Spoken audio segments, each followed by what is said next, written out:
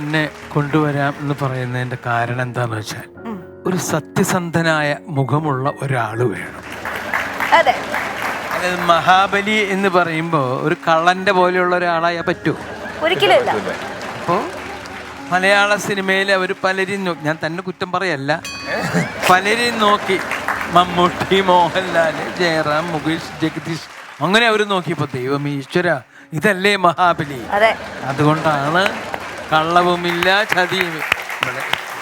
ഇന്നസെന്റിന്റെ കുട്ടിക്കാലത്ത് എന്തെങ്കിലും നല്ല ക്രിസ്മസ് ഓർമ്മകൾ ഇവിടെ തുടക്കത്തിൽ പങ്കുവെക്കാനുണ്ടോ? കുട്ടിക്കാലത്തെ ഒരുപാട് ഓർമ്മകൾ എൻ്റെ കയ്യിലുണ്ട്. അത് മുഴുവനും പങ്കുവെക്കാൻ പറ്റില്ല ഇപ്പോൾ. പക്ഷെ നമ്മൾ സിനിമയിൽ വന്നതിന് ശേഷം ഇടവേള എന്ന് പറയുന്നൊരു സിനിമ ഉണ്ടായിരുന്നു. നമ്മുടെ ഇടവേള ബാബു ആദ്യത്തെ പടം, അയാളുടെ ആദ്യത്തെ പടമാണ് ഇടവേള. ഡയറക്ടർ മോഹനാണ് ആ സിനിമ സംവിധാനം ചെയ്തത്.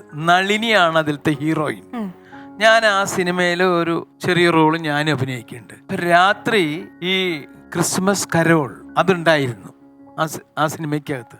ആ കരോള് മാട്ടുപ്പെട്ടി എന്ന് പറഞ്ഞ സ്ഥലത്താണ്, നല്ല തണുപ്പാണ്. അപ്പോൾ അവിടെ ആ കരോള് എടുത്തുകൊണ്ടിരിക്കുന്ന സമയത്ത് മാലാഖമാര് ഇങ്ങനെ ചിറക് രണ്ട്, അറിയാലോ മാലാഖമാർക്ക് ചിറകും ഇതുപോലെ തന്നെ ഇതായിട്ടുള്ള ഡ്രസ്സുകള്, അതുപോലത്തെ ക്രിസ്മസ് ഫാദർ പൂത്തിരിയൊക്കെ കത്തിക്കുന്നുണ്ടായിരുന്നു. അപ്പൊ ഇവിടെ കത്തിച്ചില്ലേ, ഇത് കണ്ടപ്പോഴാണ് ഈ പൂത്തിരിയൊക്കെ കത്തിക്കണേന്റെ ഇടയിൽ നിന്ന് ഒരു തരി ഈ ക്രിസ്മസ് ഫാദറുടെ താടിമിളിക്ക് വീണു. പഞ്ഞിയാണ്, ഇതങ്ങോട്ട് കത്തി. അയാൾ അവിടുന്ന് ഒരു ഓട്ടോ ഓടി. ഞാൻ അയാളുടെ പിന്നാലെ 2 സ്റ്റെപ്പ് പോയി. പിന്നെ പിടിച്ചാൽ കിട്ടില്ല എന്ന് കണ്ട വെറുതെ എന്നിട്ട് നമ്മൾ ഓടണേ. അപ്പോൾ അയാൾ ഓടി, അപ്പോഴേക്കും അയാൾ തട്ടിത്തടഞ്ഞു വീണു. കുറെ ഈ മാലാഖമാര് പറന്നുപോയി.